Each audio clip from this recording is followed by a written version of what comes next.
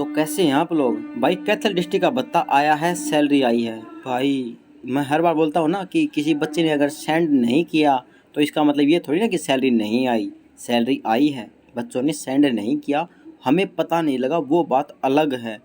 वही बात है ना कि हर सेकंड में 3 आदमी मरते हैं और 4-5 आदमी पैदा होते हैं, बच्चे पैदा होते हैं, लेकिन हमें पता नहीं लगता कौन पैदा हो कौन नहीं। वही वाली बात है कि ये देखो 30 तारीख की सैलरी आई थी, लेकिन उस टाइम पे कत्ल का जिक्र नहीं किया गया था, लेकिन अब भूले बिसरे लेट आए पर दुरुस्त आए। वही वाली बात है।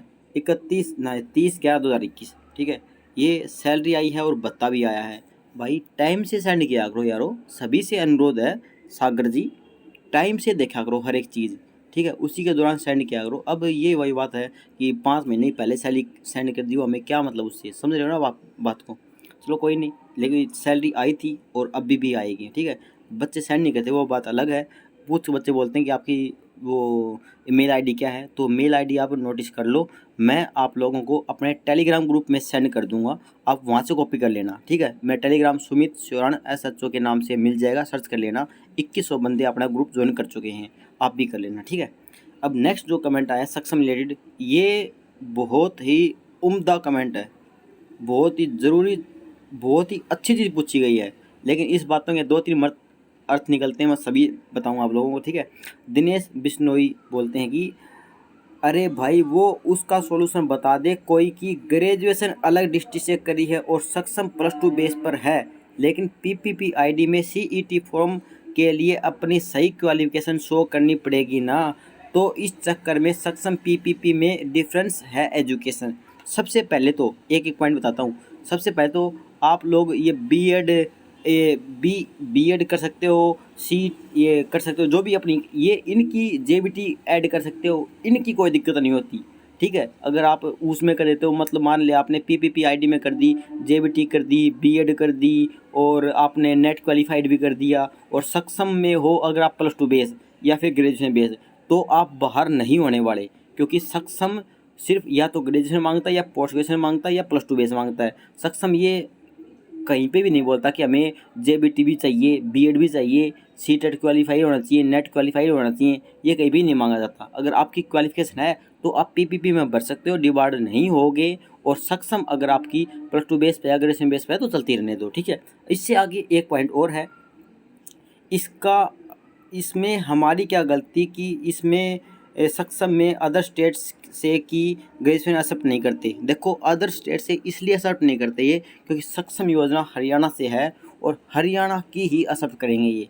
ठीक है। हरियाणा से बाहर की डिग्री अगर आपने दूसरी स्टेट से डिग्री की हुई है तो आपकी एक्सेप्ट नहीं की जाएगी। अगर जैसे कि आपने +2 हरियाणा से कर ली और ग्रेजुएशन बाहर से कर ली, तो देखो आप लोग +2 बेस पे सक्षम फॉर्म भर सकते हो, ठीक है। लेकिन इसमें ये आपकी बहुत बड़ा कमेंट मेरे को अच्छा लगा ये, कि आपने बोल दिया कि PPP में तो मैंने ग्रेजुएशन कर ली और बाहर से कर ली और रेगुलर कर ली, अब बताओ मेरा क्या इलाज होए।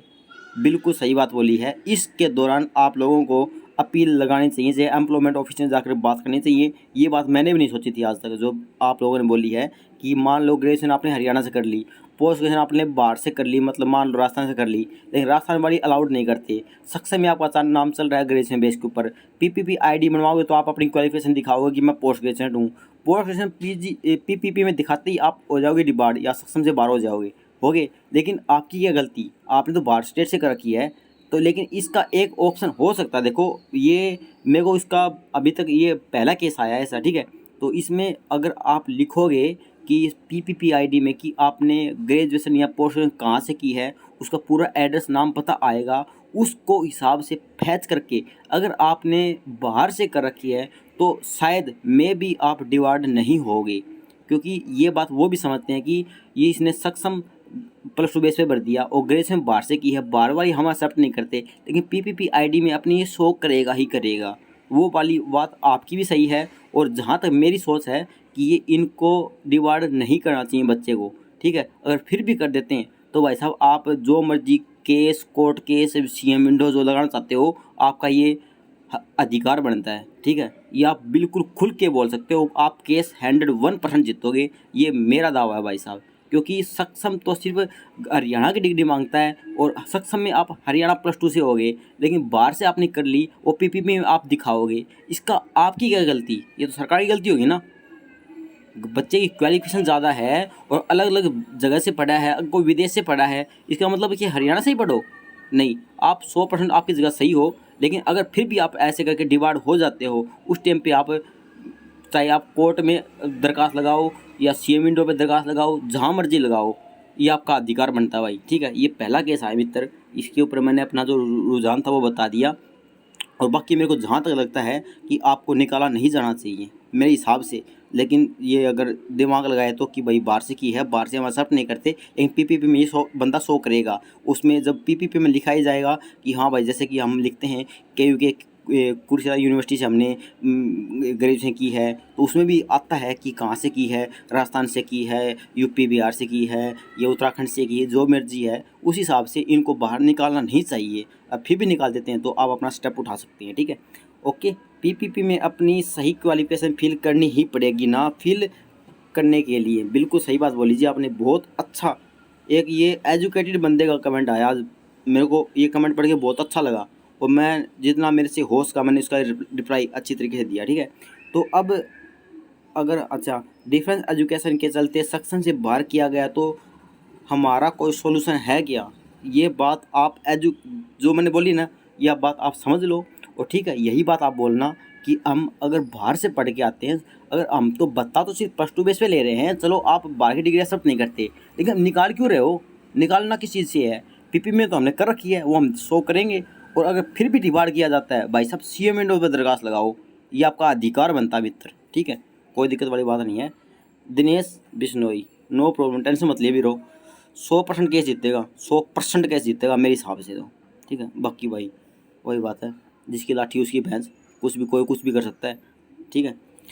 अच्छा, श्वेता बोलती हैं कि सर मैंने अपने भाई का अनएम्प्लॉयड में से नाम +2 लेवल पे रजिस्ट्रेशन कर दिया था अक्टूबर 2021 में, बट मैं 1 मंथ से डेली ट्राई कर रही हूँ कि मेरे भाई का रजिस्ट्रेशन के बाद का फॉर्म फिल भरा जाए। अच्छा देखो, एक अखबार में न्यूज़पेपर में कटिंग आई थी यार कि 30 नवंबर तक फार्म भरे जाएंगे, शायद जींद की खबर थी, आई डोंट नो कहाँ की खबर थी, मैंने इसके ऊपर वीडियो बनाई थी। 30 नवंबर तक फार्म भरे जाएंगे, उसके बाद फार्म नहीं भरे जाएंगे।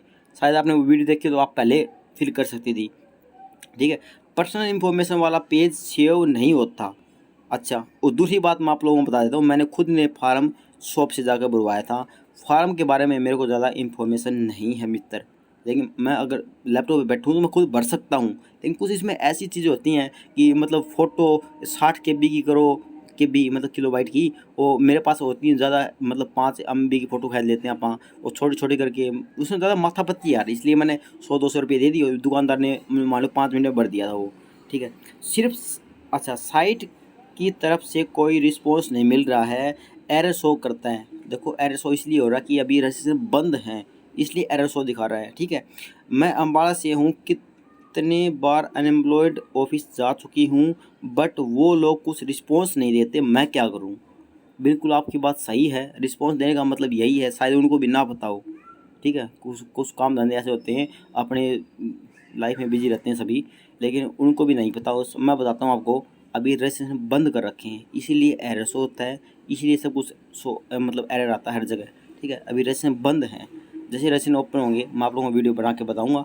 अभी तो रजिस्ट्रेशन ओपन है ही नहीं, बंद कर रखे हैं। 30 नवंबर लास्ट डेट थी, शायद आज 5 तारीख होगी ना, तो 5 दिन हो गए अपने को बंद हुए रजिस्ट्रेशन। जैसे स्टार्ट फिर से स्टार्ट होंगे, श्वेता जी आप चैनल को सब्सक्राइब कर लेना, मैं आप लोगों को ज़रूर बताऊंगा वापस से। तो और जो किसी की डाउट हो आप हमें मेल करते रहना। कई बार क्या होता है कि कमेंट मैं सबके पढ़ लेता हूँ, लेकिन सभी के जैसे मैं लाइक करता हूँ, कमेंट एक अलग सेक्शन में चला जाता है यार। मैं आप लोगों को दिखाऊंगा कभी वीडियो बना करके, लाइक करूँ तो बच्चे बोलते हैं हमारा कमेंट लाइक नहीं करता, करूँ तो फिर उसका रिप्लाई मेरे को ढूंढने में टाइम लग जाता है।